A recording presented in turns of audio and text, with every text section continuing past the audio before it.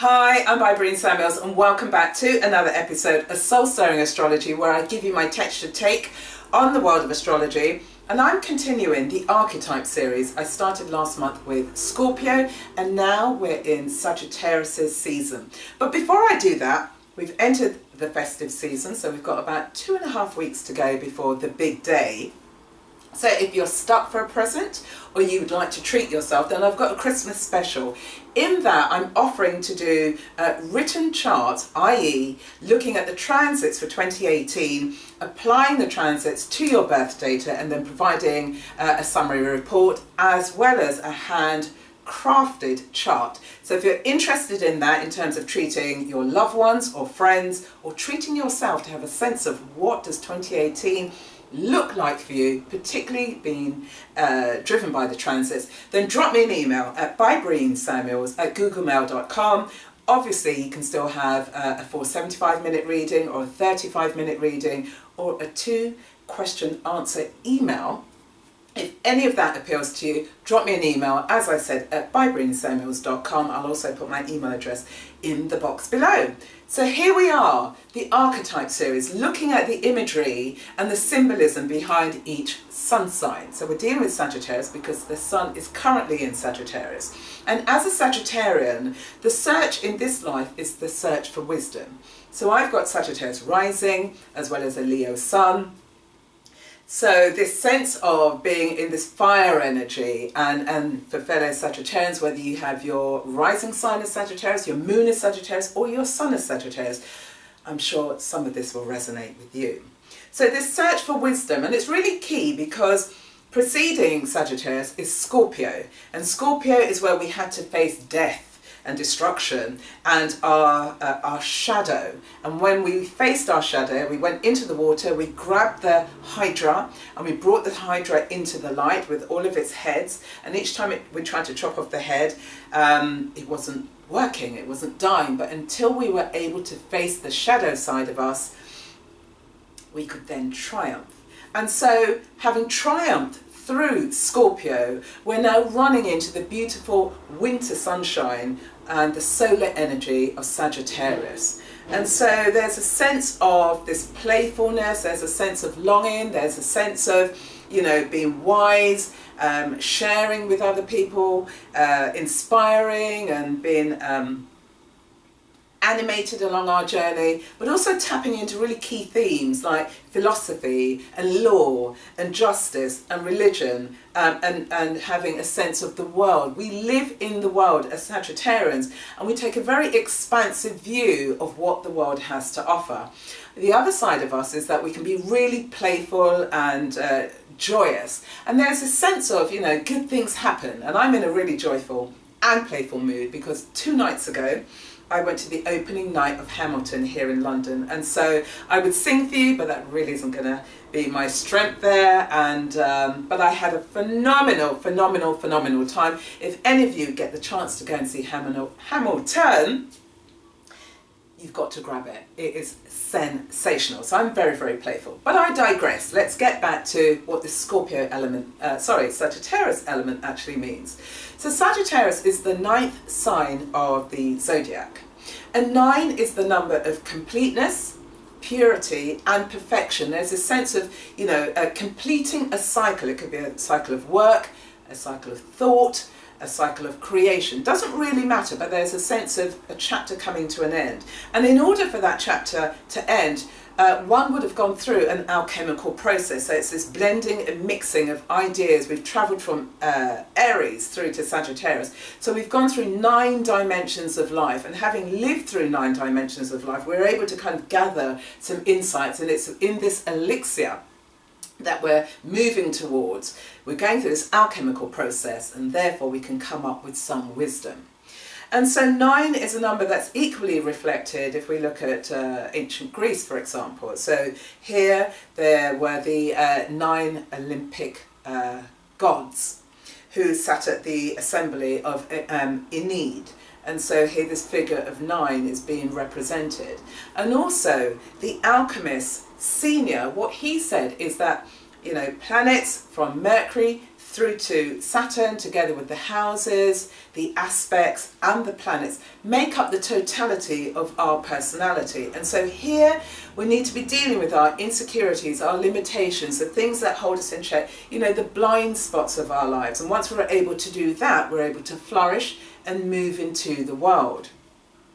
So when we're looking at the symbolism and the imagery of Sagittarius, firstly we come across the arrow, because that's the symbol. And the arrow is very blunt, very direct, very forward thinking. There's a sense of it wanting to hit a target. But the problem, maybe not a problem, but the perspective of Sagittarius is because we see the whole horizon, and the horizon is as far and as wide as our eyes can see, which is really juicy on one level because we've got this all-encompassing aspect to us. But with the arrow wants to go straight, directly to something. So what can happen is that the intentions of living up to our word being our bond still is very meaningful. But if we're not grounded in the earth energy, so don't forget that Sagittarius is a fire sign, so it can disperse its energy. But if there's no earth, or there's a lack of earth, or there's a limitation of earth, then the kind of dissipation of energy and perspective can take place. But if you're earth, for example, then this gives a sense of groundedness. So for example, my Mercury is in Virgo. And so I've got this, you know, earthy quality to me. As much as I love to eat the elephant and be looking at this wide horizon, I can also get into the detail.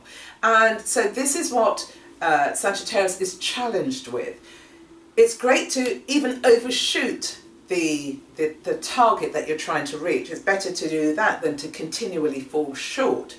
But at the same time, if there's a lack of perspective, then you could just be wasting your energy. And that's the reason why the opposing sign, which is Gemini, as well as Virgo, are signs that can teach Sagittarius something. Sagittarius opposes Gemini, as I said, but it squares Virgo. And both of these signs are ruled by Mercury. So here we're dealing with the mind. So Gemini goes out into the world and gathers all of the facts.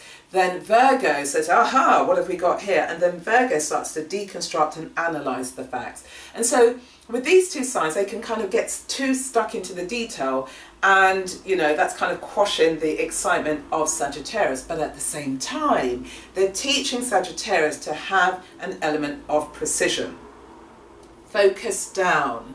Great to have this perspective, but focus down. And so that's a journey that Sagittarians need to go on. Focusing the energy, looking at, what is the target? Do I really want to hit the target? Which brings me to the myth of Prince Arjuna. So Prince Arjuna and his 4 brothers wanted to become master archers. And so archery is really significant, was very significant in ancient times in countries like India, Japan and Greece. Because with archery, what you're doing is that you're bringing this element of self-mastery, and that's what Sagittarius at times needs to be tempered with. You know, cultivating self-mastery so that you're able to make wise choices and then implement them. So with Prince Arjuna and his brothers, they wanted to be master archers, because when you pick up a bow, you pick up an arrow, the idea is that the mind, the body and the archer are able to flow naturally once you pull back the bow and then you fire it. So the arrow is then focused, and in that focusing, the archer flows with the direction and flows with the energy, which is really important. Anyway, so the brothers turn up at the school run by Drona. Drona is the master, and the brothers excitedly wanted to become part of his school. And he said, oh, hold on a minute, there are a few tests that you have to go through. So as each brother stepped up, they had the bow, they had the arrow, and they were about to fire, and Drona said, what can you see? So in different variations, brothers said, I can see the mountain, I can see the sky, I can see the trees, I can see the forest, I can see a few birds, I see branches. And each brother who came up with that variation was rejected. Drona said, no, no, no, no, no. until it came to Prince Arjuna's time. So he stepped up, he bore in mind what his brothers had just been through, he stepped up, and Drona said, what can you see? So before he pulled back the arrow, the bow, in order to fire the arrow, he said, I can see a bird perched on a branch. Drona said, look again, what can you see? And he said, I see the same bird on the branch, but now I can see the dot on the forehead. Drona said, fantastic, fire the arrow and you've passed. And so the moral here is, for Sagittarians who see this wide, expansive horizon, you've got to be able to find your dot. Because the dot then will be able to harness, you'll be able to harness your energy behind the dot. So as you're going through your journey of life, so that you can start to become more in integrity, because you're beginning to polish this inner mirror, with this sense of, this figure 9. How do you continue to polish? How do you bring yourself back into alignment? Whereby you're thinking about, there's these great things that are happening, but which one do I want to focus on at this moment in time? How do I stop wounding myself? Because indirectly this is what's happening. And if I think about the myth of Hercules and Chiron, so Chiron is the wounded healer. And so here, Chiron is equally a symbolism for Sagittarius and Jupiter, because with this dispensing of wisdom, you've got to have something to back it up with, but also you must have been able to apply the wisdom to yourself, first and foremost, in order to then disperse that in the world. And so with Hercules, he was on a mission, and he grabbed a bunch of arrows, and they were dipped in the poisonous blood of a snake. And he wanted the guidance and advice from his great friend Chiron. So he set off to Chiron's home, and when he got there, Chiron wasn't there. And Chiron is a centaur, which is equally another image for Sagittarius. So Chiron is grounded, half man, half horse. And there's an untethered aspect to being a Sagittarian. We want to be roaming freely and wildly in the world. We are explorers, we are the adventurers. And so Chiron and a group of other centaurs were roaming the forest. Hercules turns up at their home, demands to be let in. A centaur lets him in, and he says, okay, where's the wine? Show me the wine. And so bottles were opened, and Hercules drank the wine. Unbeknownst to Hercules, the smell of the wine travelled far and wide, and the centaurs could smell this wine, and they galloped back to the home. And as they approached, there was billowing dust that really kind of shocked and alarmed Hercules, and he grabbed several arrows and he shot them indiscriminately through the dust. Unbeknownst to him, he hit Chiron, and Chiron was struck in the leg, and hence he became the wounded healer. And so he couldn't die, but he couldn't heal himself. So what Chiron did was that he had to go into the underworld, and the underworld is a metaphor for your unconscious. So as Sagittarians who are wounded, when we go into our underworld, what we're looking for is the elixir. We're looking for our personal elixir. And so once we're able to connect with that, discover that, treat ourselves with that, that then gives us the knowledge and the wisdom to then share that with other people. And there's a part of being a Sagittarian where if you don't have any earth in your chart, or there's a weakness of earth in your chart, and because there's always this external facing, if you haven't done that inner work, then life can become difficult. Because there's this sense of taking care of other people, but you're not taking care of yourself. And so having lived my life as a Sagittarius rising person, I do have some earth, but also I was a Buddhist. I was a Soka Gakkai Buddhist for 12 years. And, over that 12-year period, I had this wonderful opportunity to give consideration to this active meditation. How to turn poison into medicine. Life can create poison in our lives, we create poison in our lives, and so my Buddhist practice gave me this wonderful expanse of exploring what that means and then transforming it. So I had my own alchemical process. And as Sagittarians, it's this deep inner work that needs to be done. What's your methodology to transforming, this poison so that it becomes medicine, so that you can heal yourself and you can heal other people? So there you have it, beautiful people. Sagittarius, whether you're Sagittarius Sun, Sagittarius Rising, Sagittarius Moon. These are the archetypes that resonate in your world, in your life. They are aspects of who you are. And the journey towards your wisdom is for you to identify your wound and identify how you're going to heal yourself first and foremost. And that requires that you take a journey within.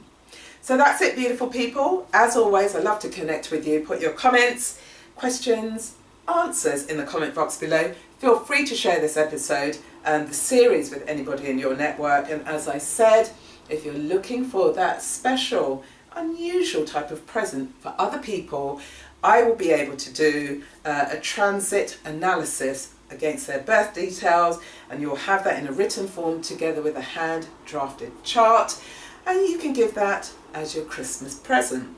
So if you want to connect with me, drop me an email at bybreensamuels@googlemail.com, and if you say in the strapline transit chart, transit information, then you and I can then build up a dialogue, and I look forward to seeing you again on the next episode. I plan to do maybe 2 to 3 episodes per archetype. So this is part 1 for Sagittarius, and I plan to do those before Christmas. So until then, beautiful people, have a fabulous time exploring this Sagittarius archetype, and I will see you again on the next episode. Bye.